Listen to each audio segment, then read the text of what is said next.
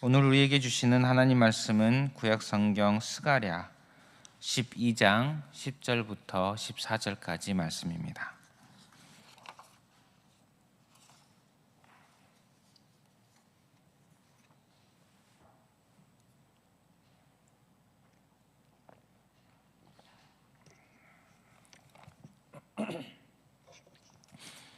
스가랴 12장 10절부터 14절입니다. 다 함께 봉독하겠습니다. 내가 다윗의 집과 예루살렘 주민에게 은총과 간구하는 심령을 부어주리니 그들이 그찌른 바 그를 바라보고 그를 위하여 애통하기를 독자를 위하여 애통하듯 하며 그를 위하여 통곡하기를 장자를 위하여 통곡하듯 하리로다.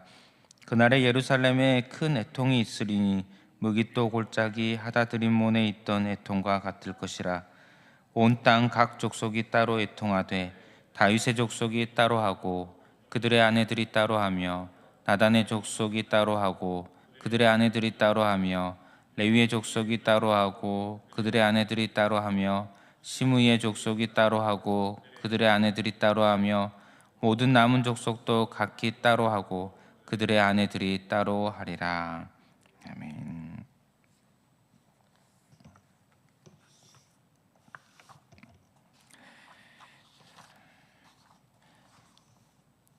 오늘 하나님 말씀 시작 부분을 보면 이렇게 시작을 합니다. 내가 다윗의 집과 예루살렘 주민에게 은총과 간구하는 심령을 부어주리니. 하나님께서 은총과 간구하는 심령을 부어주시는 분으로 등장하십니다. 여기서 내가 할 때 나는 여호와 하나님이십니다. 다윗의 집과 예루살렘 주민, 이스라엘이죠. 하나님의 백성들입니다. 하나님께서 하나님의 백성에게 은총과 간구하는 심령을 부어주겠다 말씀을 하십니다. 이때는 하나님께서 이스라엘에게 구원을 베풀어 주시는 그때에 일어날 일에 대해서 이야기를 하고 있습니다. 하나님은 이스라엘 백성들에게, 하나님의 백성에게 은총과 간구하는 심령을 부어 주십니다. 은총과 간구하는 심령을 부어준다는 이 문장을 조금 더 정확히, 원어에 맞춰서 조금 더 정확히 번역해 본다면 은총의 심령을 그리고 간구하는 심령을 부어주리니, 이렇게 번역하는 것이 조금 더 정확합니다. 은총의 심령을 그리고 간구하는 심령을 부어주겠다는 것입니다. 은총은 무엇입니까? 은총은 은혜입니다. 성경에 은총과 은혜가, 이 두 단어가 가끔 구분되어서 나오기도 하지만 하나로 거의 동일하게 따로 구분하지 않고 사용되는 경우가 많이 있습니다. 성경의 은혜와 은총은 거의 동일하게 사용되는 말입니다. 그래서 우리가 때론 은총, 때론 은혜, 이런 단어로 표현하면서 사용을 할 수가 있습니다. 그리고 간구는 애원하는, 탄원하는 그런 의미의 단어입니다. 그런데 이 간구는 앞으로 살펴보겠지만 애통하는, 즉 우리가 필요한 것을 구하는 이런 간구의 경우가 아니라 아파서 애통하는 그런 간구입니다. 그래서 애통으로 번역하는 것이 더 나을 수도 있을 것입니다. 심령은 무엇입니까? 여기서 심령은 두 가지를 생각해 볼 수 있습니다. 하나님의 영을 생각해 볼 수 있겠죠. 또 우리 사람의 마음 또는 사람의 영 생각해 볼 수 있을 것입니다. 성경에 보면, 본문에 보면 확실하게 구분이 되어 있지 않습니다. 이 부분, 이 심령이 하나님의 영, 즉 성령님을 이야기하는 것인지 아니면 사람을 이야기하는 것인지 정확히 나와 있지는 않습니다. 그렇다면 두 경우 다 생각해 보았을 때에 크게 다르지가 않습니다. 만약에 하나님의 영이라고 생각했을 때, 즉 성령님이라고 생각했을 때, 하나님께서 백성들에게 성령님을 부어주신다는 의미가 됩니다. 성령님을 부어주셔서 간구하는, 즉 애통하는 그런 마음을 주시고, 그리고 은총, 은혜를 구하는, 또 은혜를 누리게 하시는 그런 말씀입니다. 이 심령이 사람의 영이라면 어떻겠습니까? 하나님께서 사람의 마음에 부어주시는 것입니다. 무엇을 부어주십니까? 사람의 마음에 간구하는, 애통하는 영을, 간구하는 마음을, 애통하는 마음을 부어주시는 것입니다. 그리고 은혜를 구하는 마음, 은혜를 구하는 마음을 부어주시는 것입니다. 결국 어느 쪽으로 이해를 하든지 의미가 크게 달라지지 않습니다. 같다고 할 수 있을 것입니다. 하나님께서 하나님의 백성에게 은혜를 구하는 마음, 간구하는, 애통하는 마음, 또는 성령님, 또는 그런 마음을 부어주신다, 이렇게 말씀을 하고 있습니다. 이런 마음을 나에게 부어주신 것 같으십니까? 하나님께서 그런 마음을 또는 그런 성령님을 부어주시니 백성들이 변화가 일어납니다. 시선이 바뀝니다. 10절 중반부까지 다시 보면 내가 다윗의 집과 예루살렘 주민에게 은총과 간구하는 심령을 부어주리니 그들이 그 찌른 바 그를 바라보고, 부어주시니 시선이 그를 바라보게 됩니다. 하나님의 백성들이 그를 바라봅니다. 그들이, 즉 하나님의 백성들이 찌른 자입니다. 하나님의 백성들이 찌른 그 대상, 그를 바라본다. 이 부분도 역시 조금 더 정확하게 번역을 해본다면 그들이 찔렀던 자, 나를 바라보고입니다. 이렇게 번역이 정확합니다.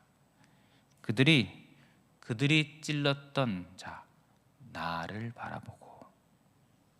여기서 나는 누구입니까? 여호와 하나님이십니다. 이 말씀에 따르면 이스라엘 백성들이 하나님을 찔렀다고 표현하고 있습니다. 이스라엘 백성들이 하나님을 찌른다, 딱 떠오르시죠? 예수님이 생각이 나실 겁니다. 그 부분은 뒤에 살펴보도록 하겠습니다. 이 부분은 기본적으로는 죄를 표현하는 것입니다. 이스라엘이 하나님 앞에 죄 지은 것을 이렇게 표현을 하고 있습니다. 이들이 죄를 지었습니다. 하나님의 백성들이 죄를 지었습니다. 그런데 자신들이 지은 죄를 이전에는 잘 보지 못하였던 것 같습니다. 그곳에 시선을 두지 않고 있었던 것 같습니다. 그런데 하나님께서 은총의 심령, 간구하는 심령, 애통의 심령을 부어주시니 그제서야 제대로 그 자신의 죄악된 자리를, 그 흔적을 찔렀던 곳을 보게 됩니다.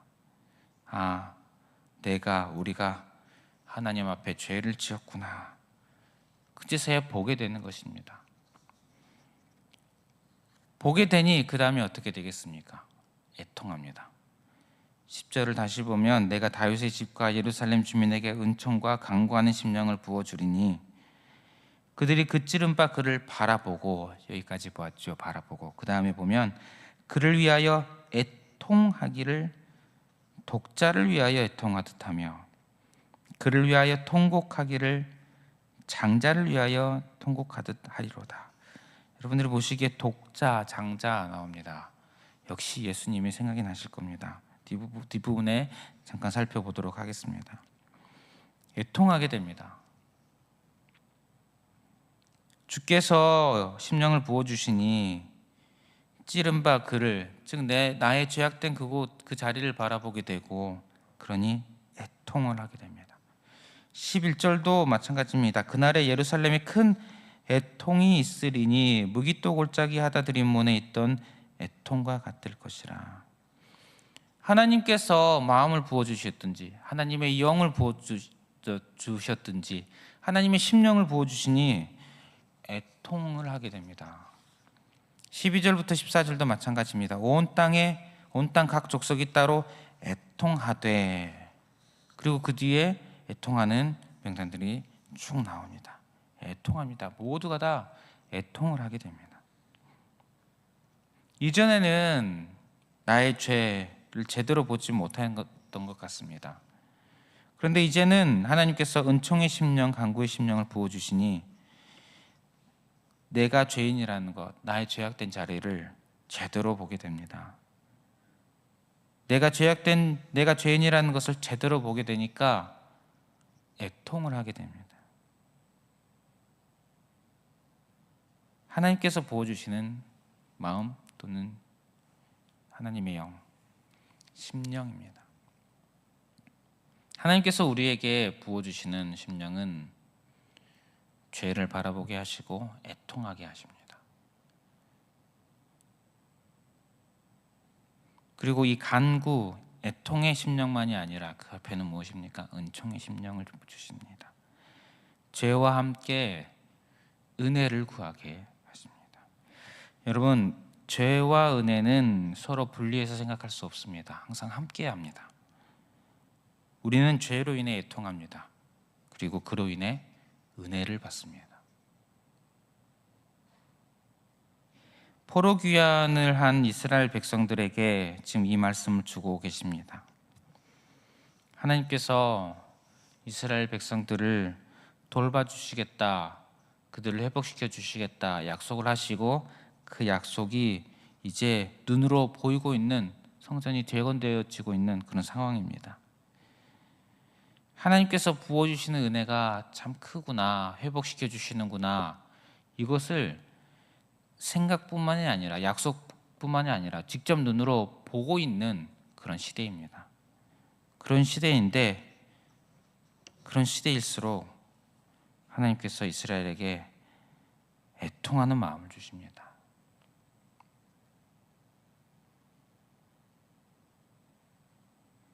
그런데 우리가 잘 알다시피 이 애통하는 자리에 참으로 은혜가 크다는 사실입니다. 사도 바울이 참 대표적으로 그런 모습을 보여줍니다. 사도 바울은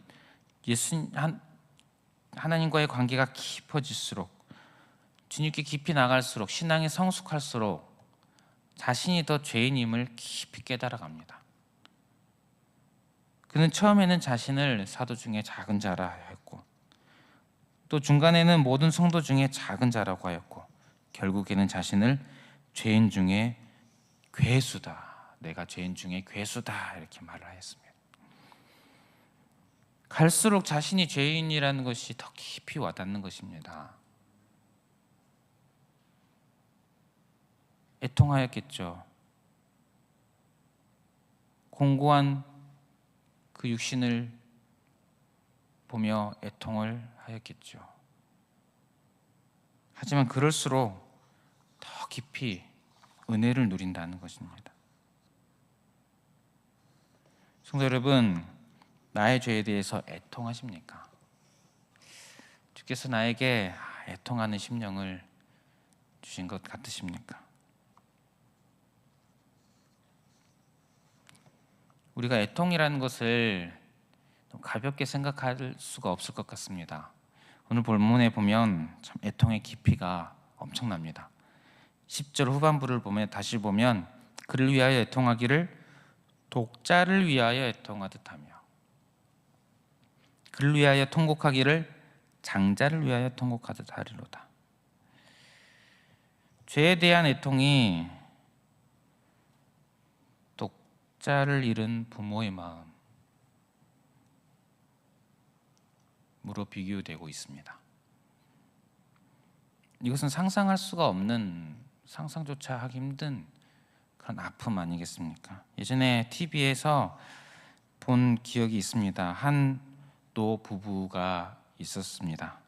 그런데 할머니께서 거의 정신을 잃고 말도 거의 못하시고 계속 누워만 계시는 것입니다. 이유를 보니 딸이 6이 있으신데 첫째 딸이 먼저 세상을 떠난 것입니다. 그 충격으로 할머니께서는 누워만 계시고 할아버지께서 할머니를 돌보고 계시는 그런 장면을 본 기억이 있습니다. 자녀를 잃는 고통은 어쩌면 사람이 겪을 수 있는 고통 중에 가장 큰 고통이라고 해도 과언이 아니라고 할 수 있을 것입니다. 그 할머니를 다시 생각을 해본다면 참 그분의 고통은 그분의 생명력을 다 빼앗아 버리는 것 같은 그런 커다란 고통이었던 것 같습니다. 오늘 이 말씀이 죄에 대해 애통하는 마음을 자식을 잃은 마음에 비유하고 있습니다. 결코 가벼운 애통이 아니라는 것입니다. 적당한 애통이 아니라는 것입니다. 나의 생명력이 다 빼앗겨 버리는 듯한 그런 애통입니다. 저와 여러분들은 얼마나 나의 죄에 대해서 애통하고 있습니까? 솔직히 우리 그리스도인들 중에 나는 죄인이 아니야 라고 하는 사람은 없습니다. 우리 모두 나는 죄인이다 라고 말을 합니다. 인식하고 그렇게 인정합니다.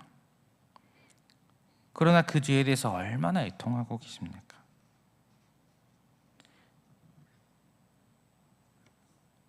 약간은 애통하시겠죠. 그러나 얼마나 깊이 애통을 하십니까? 내 죄에 대해서 정말 내 몸을 치고 마치 생명을 건 듯한 그런 애통을 해본 기억이 있으십니까? 사실 그렇게 하기는커녕 죄에 대해서 조금 더 점점점 둔감해져 가고 있지는 않으십니까? 반복되다 보니 나의 죄가 반복되다 보니 또 반복해서 죄를 짓다 보니 애통하는 마음이 조금 약해지진 않으셨습니까?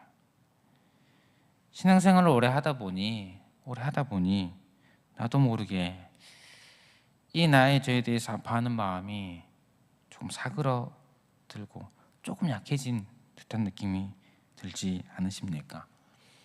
우리 그리스도인들이 누구나 경험할 만한 그런 일이라고 생각합니다. 그런데 사도 바울은 조금 전에 말씀드렸듯이 어떠했습니까? 죄인 중에 내가 괴순이라.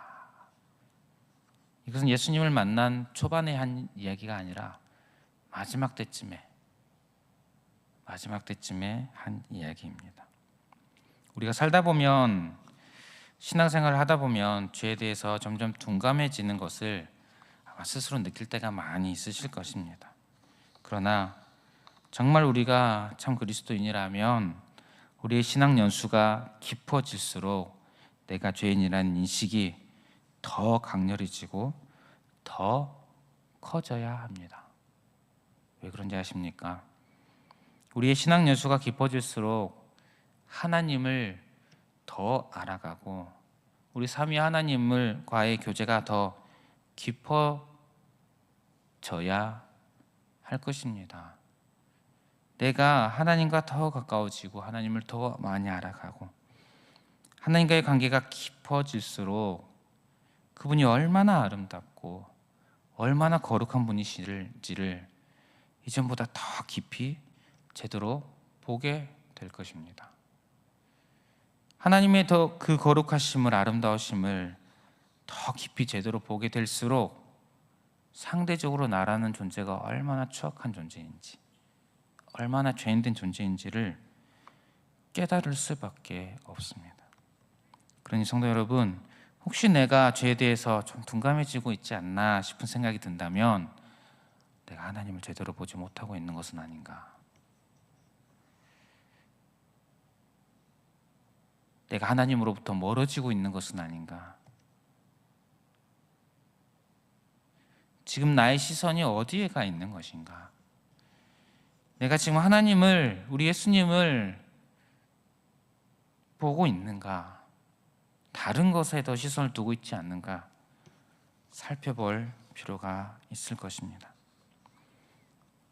내 죄에 대해서 애통하는 심령 더욱더 커지시기를, 나의 죄에 대해서 애통하는 이 마음이 애통의 깊이가 더욱더 깊어지시는 그런 은혜가 있으시기를 축복합니다.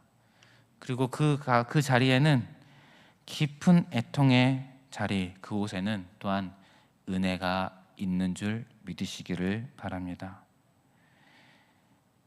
그들이 그 찌른 바 그를 바라보고 사람들이 하나님을 찔렀습니다. 그런데 그 일이 이후에 실제로 일어났습니다. 하나님께서 이 땅에 오셨습니다. 오셔서 사람들에게 찔리셨습니다.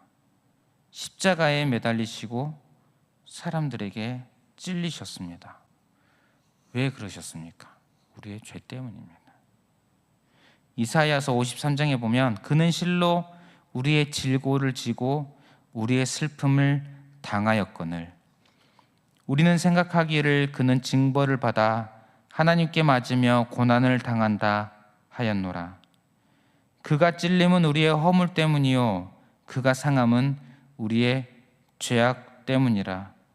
그가 징계를 받음으로 우리가 평화를 누리고 그가 채찍에 맞음으로 우리는 나음을 받았도다. 우리는 다 양 같아서 그릇 행하여 각기 제 길로 갔거늘 여호와께서는 우리 모두의 죄악을 그에게 담당시키셨도다. 우리의 죄는 어떤 죄입니까? 하나님을 찌르는 죄입니다. 결코 가벼운 죄가 아닙니다. 내가 하나님 앞에 작은 죄를 하나 지었다 생각이 드십니까? 내가 어제 그렇게 큰 죄는 아니고 작은 죄를 하나를 지었다 생각이 드십니까? 결코 작지 않습니다. 하나님을 찌른 죄입니다.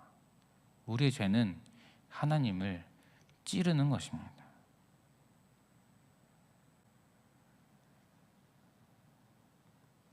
우리는 그럼 죄인이기에 예수님을 보아야 합니다. 십자가를 보아야 합니다. 나의 죄로 인해 예수님이 찔리셨구나. 나로 죄로 인해 십자가의 피를 흘리셨구나. 이것을 제대로 바라볼 수 있어야 합니다.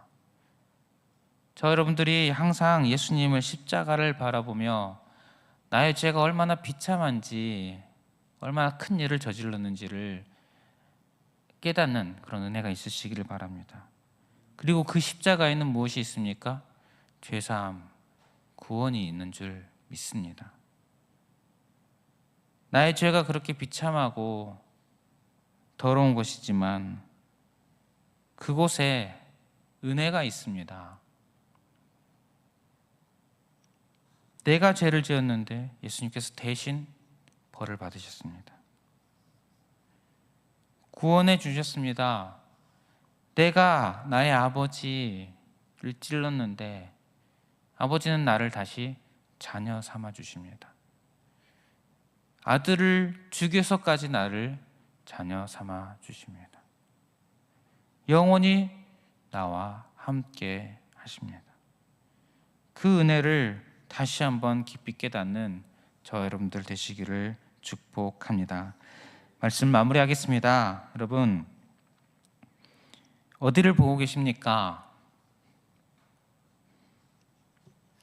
예수님을, 십자가를 더욱더 바라보는 저 여러분들 되시기를 바랍니다. 우리는 주님을 찌른 자입니다. 그럼에도 불구하고 오늘도 내일도 또 주님을 찌르고 있지는 않습니까?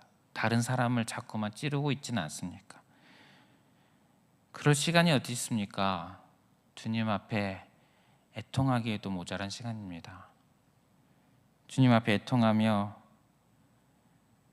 나의 부족함을, 나의 죄악됨을 주님 앞에 주님을 바라봄을 통해서 다시 한번 발견하시는 그런 은혜가 있으시기를 바라며 그것을 통해 구원의 은혜를 다시 한번 더욱 깊이 체험하는 저 여러분들 되시기를 축복합니다. 우리 다 함께 자리에서 일어나셔서 찬송가 436장 찬양하겠습니다.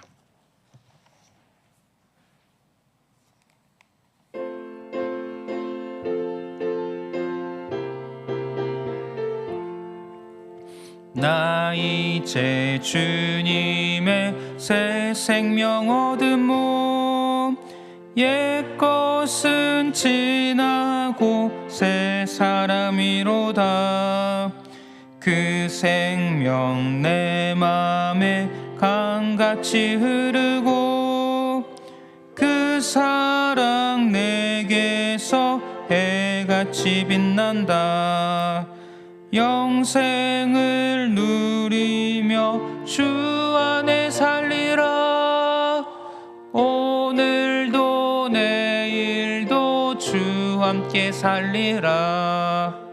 주 안에 감추인 새 생명 얻으니 이전에 좋던 것 이제는 값없다. 하늘의 은혜와 평화를 맛보니 찬송과 기도로 주 함께 살리라. 영생을 누리며 주 안에 살리라. 오늘도 내일도 주 함께 살리라. 산천도 초목도 새 것이 되었고 죄인도 원수도 친구로 변한다. 주 생명 얻은 자 영생을 누리니 주님을 모신 맘 새 하늘이로다. 영생을 누리며 주 안에 살리라. 오늘도 내일도 주 함께 살리라. 주 따라가는 길 험하고 멀어도 찬송을 부르며 뒤따라가리라. 나 주를 모시고 영원히 살리라. 날마다 섬기며 주 함께 살리라. 영생을 누리며 주 안에 살리라. 오늘도 내일도 주 함께 살리라.